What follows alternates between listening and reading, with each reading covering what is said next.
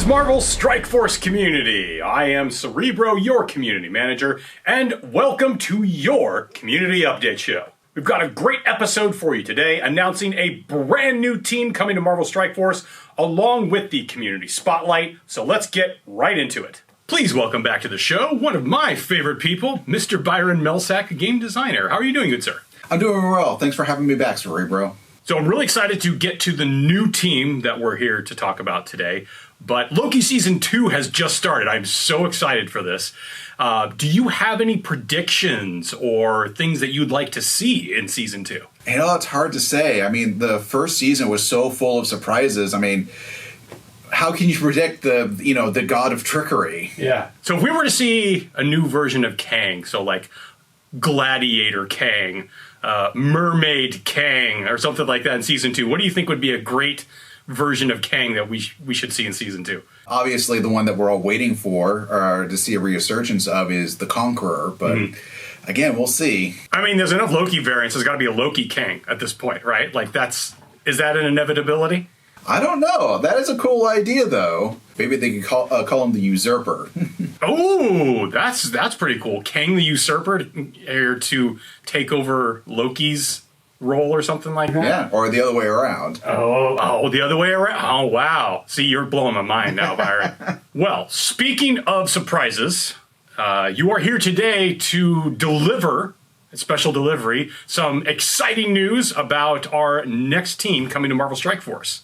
Yeah, well, I'm afraid it's not great news for our friendly neighborhood Spider-Man, because gliding in is the brand new Superior Six team. We've got some highly requested villains emerging from the shadows, including the Slippery Lizard, the Wild Kraven the Hunter, the Relentless Spider Slayer, and the next legendary character, the Dastardly Green Goblin, the classic version from Universe 616. The fifth member of the team will be Dr. Octopus, who will be getting a moderate rework, including some updated stats. And of course, Dr. Octopus can bring in another Sinister Six member, making it 6, right? Does that mean that we're also going to be touching up some of the other Sinister Six characters? Yeah, it made sense to do not just a pass on Dr. Octopus, but some of our other Sinister Six characters as well. Shocker, Electro, Mysterio, Rhino, and Vulture are all getting improved stats and some additional mechanics added to their kits. You'll notice I didn't mention Swarm or our original Green Goblin because they already got reworks in the last year with the Infestation and Underworld team. Okay, so wait, we're getting 6 reworks in the next version along with all the new characters? That just must have been a ton of work for the team. I certainly wouldn't say it was a walk in the park, but we know how much our players love reworks of older characters, especially of iconic Marvel villains. Kind of more than we can go through all in this video, but the kits are now up over on MarvelStrikeForce.com, so you can check those out either after the show or during while we're chatting here. Could you give us a high-level look at the Superior Six team and some of the highlights for each of the characters? Sure, Cerebro. The Superior Six are going to excel in Cosmic Crucible on offense and defense. You'll see a number of callouts to that mode in their kits, especially with Green Goblin. One cool mechanic he has is the ability to prevent ability block and vulnerable from being applied to himself and other Sinister Six allies while he is charged. Lizard has a brutal ultimate ability that can copy and clear all positive effects from all enemies to himself and then spread most positive effects from himself to all Sinister Six allies. I also love when we get to incorporate a bit of lore into character kits. And his passive, on spawn, if there is an enemy Spider-Verse character, fill his character's speed bar by 40%. For Spider Slayer, his special ability gives defense up and deflect to all villains, not just Sinister or Superior Six characters. So he's got some great added versatility. Kraven the Hunter lives up to his moniker in several ways. I'll highlight his ultimate, which inflicts a lot of debuffs and flips Deathproof and Stealth on all enemies. So I notice in going over the kits for these characters, there's a lot of call-outs to actually Sinister Six, not just Superior Six. Is that the game design team's way of encouraging players to kind of test things out, maybe a little bit of theory crafting? Absolutely. As designers, we wanted to keep the doors open for theory crafting to allow players to try out some different squad combination. As always, we're excited to see what players come up with. The goal for these characters is to be able to mix and match older Sinister Six characters with Superior Six characters. All Superior Six characters will also have the Sinister Six tag. In a few of the reworks for Sinister Six characters, some of their new abilities will only unlock in the presence of a few Superior Six allies. So the older Sinister Six characters that are getting reworks, what's the high-level takeaway there? Sure. The big news item here is that we've added a lot of call-outs to war to these older Sinister Six characters in their reworks. So you should be expecting some Sinister Six teams with adapts of Superior Six characters on helicarriers pretty soon. All right, awesome that they're a war team. Are there any matchups that you envision that they're going to be particularly effective against? There is actually a few combinations that can take out the Gamma team. Are you ready to spill the beans on what that actual combination of Sinister Six characters is? Now, Cerebro, don't be jumping the gun on us designers. A big reason for how we reworked the characters and how we made the callouts is we really wanted the players to theory craft and find that out for themselves. So back to specifically the Superior Six, the new characters. What are some of your ISO 8 recommendations that you're favoring? Green Goblin has very high focus, so he can leverage Skirmisher reliably and apply all those vulnerables. Lizard can flip regeneration, apply bleed, and heal black on his ISO attack, so Striker works really well on him. And he's still a durable protector, so you can also slap Fortifier on him to really up his already considerable durability. Craven is a straight damage dealer, and he has ways to guarantee getting extra critical effects. I tend to run him with Raider to get those vulnerables applied and that bonus crit damage. Spider Slayer can apply offense up to an ally on his ISO attack, so Striker is a smart play with him. I'm glad you mentioned Spider Slayer. One thing I wanted to circle back on, I got the kit up, I'm looking at it. His ultimate looks pretty strong. Is this accurate? Yes, so he deals piercing damage. He deals 350 piercing damage twice, ignores defense up, and then if somehow that doesn't finish off your target, he calls two of his highest damage allies to also attack. You get access to his ultimate a little earlier if you're going up against a Spider-Verse enemy. That works well with part of his passive where he gets an extra ability energy on spawn if there is a Spider-Verse character on the enemy team. So you can open up with his ultimate. Otherwise, you'll be opening up with either with his basic or his special. Another question about Spider Slayer. The face that's on the screen looks pretty familiar. Is that who I think it is? Yeah, that is J. Jonas Jameson. Our version of Spider Slayer was commissioned by him. Part of the visual design is that he's taunting Spider-Man from the screen. What is JJ's problem? I never really figured it out. Like, he's got it out for Spider-Man, but I've never really figured out why. Through the comic books, there's been a few reasons. We'd be here all day if we were going through all of them. All right, Byron, I'm ready for some Six action. Does that sound weird? When can we get our hands on the Superior Six and the Sinister Six reworks? The Superior Six characters and the Sinister Six rework are going to be coming out in our next patch of 7.5, which is coming soon. Yes, this is coming soon.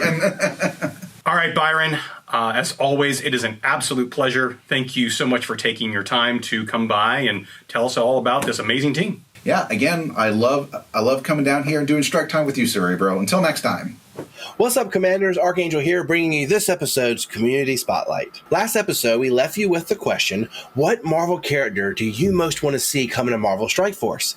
And y'all didn't let us down at all. There were so many good comments. Let's take a look at a few of them. Abu Gamer commented, Blade, Sandman, Hobgoblin, and a lot of tear emojis. Abu, don't cry. Green Goblin's on the way. That should cover Hobgoblin, right? Close enough? Next, we have Buffonville, who commented, The Mandarin, Ironmonger, Justin Hammer, MODOK, Whiplash, all of them. We have DV Davis, who said, Where's Blade? That's another Blade request. I gotta say, if Blade comes to the game, whew, so exciting. Fourth, we have Dylan, who writes, I want Scorpion. Sincerely, Dylan. Fifth, we have Gilbert Retro, who says, I would love to see Sentry, MODOK, Leader, Strong Guy, and Nightcrawler. Who wouldn't want to see Nightcrawler? Six, we have NL Marcus, 4690, who commented, Warpath would be dope. Also Havoc, maybe Dusk or Darwin, and ends with Nightcrawler. Yes, Marcus. That would be dope. And finally, user BQ2WM wrote, one character I've been wanting to see forever now is Enchantress and Odin. I don't think you're alone on that one. Thank you, everyone, for all the comments you gave to last episode's question. You may have noticed that in our weekly blog on every Friday, those charts are no longer in the middle of the blog as a picture. Now, at the end of every event, there's a little link you can click on that pulls a chart up. So our question to you, what are some changes you would like to see done to those charts, whether it be color or formatting? Let us know in the comments below. On our Marvel Strike Force official Discord, there is a channel for blog questions. Please go there and post your questions about the blog when they come out. Now it's time for our brag channel. So the Marvel Strike Force Discord, go to the brag channel and post your pictures, screenshots, or videos of amazing things that have happened to you in the game that you want to brag about. First of all, we have Flo Baby, who posted within 10 minutes of Ironheart Mark II entering the game, their pool of 7 red for her. They said, first 7 red star posted, I win. Yes, Flo Baby, you win, and your prize is you get featured on Community Spotlight. Good job. Next is Agent Ward, who pulled 5 million level 5 blue ISO 8 ions. Sweet. Third, Boom. You looking for this? That's the name of our next poster, who shows off their 7-star, 7 red Apocalypse and his horsemen. That's the end of the world stuff right there. 4, we have Minerva Primero, who says, yes, it's time for Big Boy. That's right, Minerva. Go get him.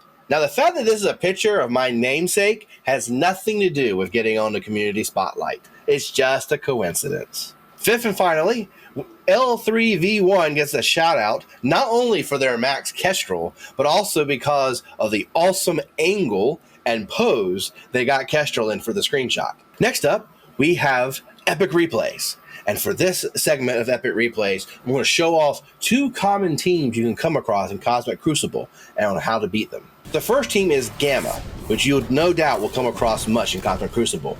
New warriors actually stomp them, as you will see here in the video.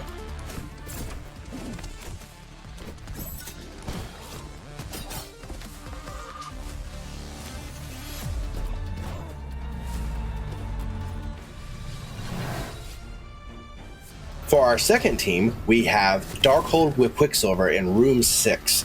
This has caused many a player problems. Take a look at this special counter.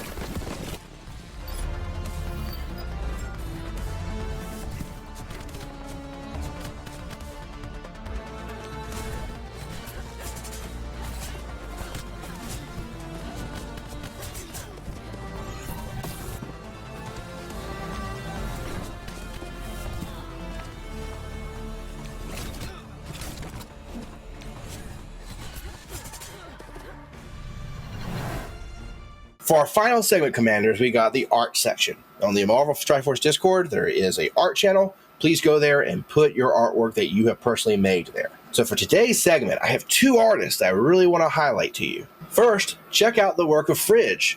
Look at his hilarious curvy art style. It's just awesome. For our second artist is Rogan, who has made a Kestrel comic book. Take a look. It's awesome. It's only 4 pages long, but he did some great work. Show us some of your amazing work, and maybe, just maybe, you'll be in the next Community Spotlight. Thank you so much for watching. We really appreciate it. Be sure to like and subscribe because you're going to want to see more episodes. Of course you are. And we will see you next time.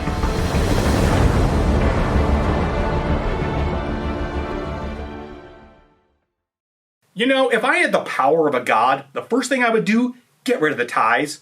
All the ties. In fact, that would be my platform. No wonder Loki wasn't president.